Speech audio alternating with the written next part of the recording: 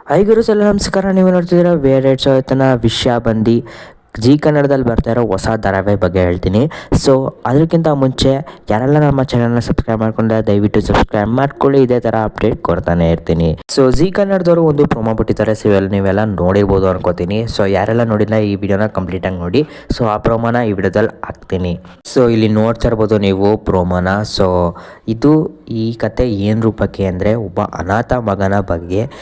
ಯಾರೋ ಅವ್ರ ಅಜ್ಜಿ ಏನಿರ್ತಾರೆ, ಸೊ ಅವ್ರ ಅಜ್ಜಿ ತುಂಬ ಸಪೋರ್ಟ್ ಮಾಡ್ತಿರ್ತಾರೆ ಅವ್ರ ಮೊಮ್ಮಗನಿಗೆ.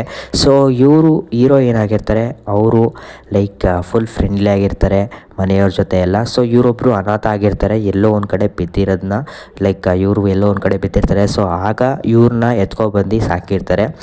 ಇವರೇ ಒಬ್ಬರು ಹೀರೋ ಆಗಿರ್ತಾರೆ. ಸೊ ಇವರು ಮನೆಯ ಎಲ್ಲ ಕೆಲಸಗಳನ್ನೂ ಮಾಡ್ತಾಯಿರ್ತಾರೆ. ನೀವು ಕಾಣಿಸ್ತಾ ಇರ್ಬೋದು, ಇಲ್ಲಿ ವಿಡಿಯೋದಲ್ಲಿ ಹಾಕಿದ್ದೀನಿ ನಾನು. ಸೊ ನೋಡ್ತಾ ಇರ್ಬೋದು ನಿಮಗೆ ಎಲ್ಲ ಕೆಲಸಗಳು ನೋಡಿ. ಇವರೇ ಅಜ್ಜಿ, ಇವರೇ ಅವ್ರನ್ನ ಕರ್ಕೊಬಂದು ಸಾಕಿರೋದು. ಸೊ ಯಾವುದೇ ಒಬ್ಬ ವಾರಸ್ದಾರ ಇಲ್ಲ ಅಂತ ಇವ್ರನ್ನ ಬಂದು ಸಾಕಿರ್ತಾರೆ. ಸೊ ಇವರೊಬ್ಬರು ಡಾಕ್ಟ್ರು ಆಗಿರ್ತಾರೆ, ತುಂಬ ಫ್ರೆಂಡ್ಲಿ ಡಾಕ್ಟ್ರು ಅಂತ ನೀವು ನೋಡ್ಬೋದು. ಈ ವಿಡಿಯೋದಲ್ಲಿ ಅವಾರ್ಡ್ ಕೂಡ ತೊಗೊಂಡಿದ್ದಾರೆ, ನಿಮಗೆ ಕಾಣಿಸ್ತಾ ಇರ್ಬೋದು. ನಾನು ವಿಡಿಯೋದಲ್ಲಿ ಅಪ್ಲೋಡ್ ಮಾಡಿದ್ದೀನಿ. ಸೊ ಹೀರೋಯಿನ್ನು ಯಾರಾಗ್ಬೋದು ಅಂತ ಎಲ್ಲರೂ ಪ್ರಶ್ನೆ ಆಗಿರುತ್ತೆ. ಸೊ ಅದರಲ್ಲಿ ಈ ವಿಡಿಯೋದಲ್ಲಿ ನಿಮಗೆ ತಿಳಿಸ್ಕೊಡ್ತೀನಿ ಯಾರು ಆಗ್ಬೋದು ಯಾರಾಗಲ್ಲ ಅಂತ. ಸೊ ದಯವಿಟ್ಟು ಚಾನಲ್ನ ಸಬ್ಸ್ಕ್ರೈಬ್ ಮಾಡ್ಕೊಳ್ಳಿ. ಸೊ ಇಲ್ಲಿ ನೋಡ್ತಾ ಇರ್ಬೋದು, ಅವ್ರು ಹೇಳ್ತಾ ಇದ್ದಾರೆ ಎಲ್ಲೋ ತೊಟ್ಟಿ ಬಿದ್ದಿರೋ ಮಗನ ಹೇಳ್ಕೊಬಂದು ನೀವು ವಾರಿಸ್ತಾರ ಅಂದರೆ ನಾನು ಒಪ್ಕೊಳ್ಳಲ್ಲ ಅಂತ. ಸೊ ಅವರೇ ಅವರ ಅಪ್ಪ ಅಮ್ಮ, ನೀವು ನೋಡಿರ್ಬೋದು ಅಲ್ಲಿ ವಿಡಿಯೋದಲ್ಲಿ. ಸೊ ಇದು ಧಾರಾವಾಹಿ ಹೆಸರು ಏನಪ್ಪ ಅಂದರೆ ಕರ್ಣ ಅಂತ ಧಾರಾವಾಹಿ ಹೆಸರು. ಸೊ ಹೀರೋ ಹೆಸರು ಒರಿಜಿನಲ್ ಹೆಸರು ಏನಪ್ಪ ಅಂದರೆ ಕಿರಣ್ ರಾಜ್ ಅಂತ. ಸೊ ಹೀರೋಯಿನ್ನು ಇನ್ನೂ ಪಬ್ಲಿಕ್ ಮಾಡಿಲ್ಲ.